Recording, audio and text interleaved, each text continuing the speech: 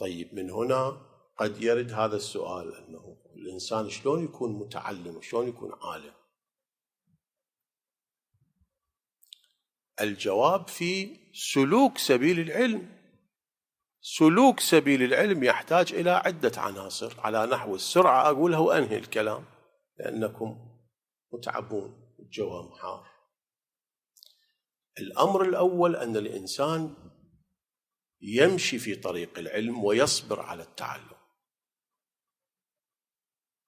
إذا الإنسان ما يمشي في طريق العلم ولا يصبر على التعلم لا يتعلم. الشخص اللي يريد يشتغل لازم يروح للسوق يشتغل، السوق بيئة العمل. اللي يريد يتعلم لازم يجي إلى المدرسة، المدرسة بيئة العلم.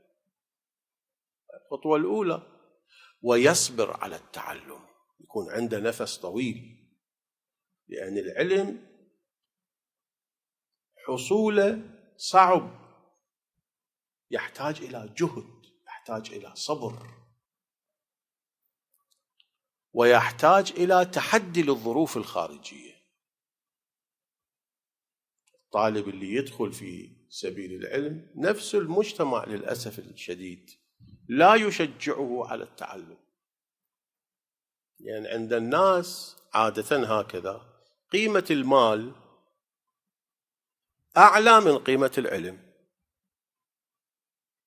فإذا ابن الأسرة وابن المجتمع وابن الحي السكني يريد يجي للمدرسة حتى يتعلم العلوم الربانية، كثير من الأصحاب من الأصدقاء من الأقرباء يضغطون عليه اترك العلم وتعال اشتغل.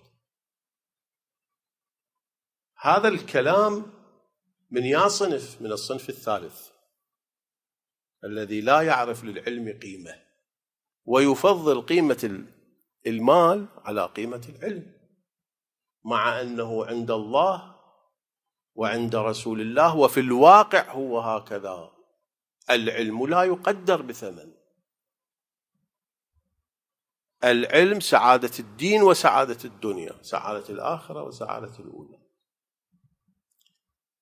فيحتاج من طالب العلم الصبر على طريق العلم حتى يمكن أن يحصل العلم.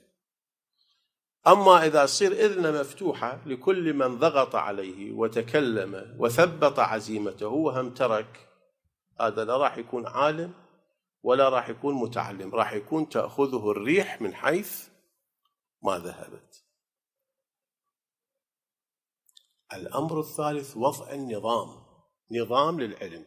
كل شيء حتى الإنسان يوصل إليه لابد من نظام.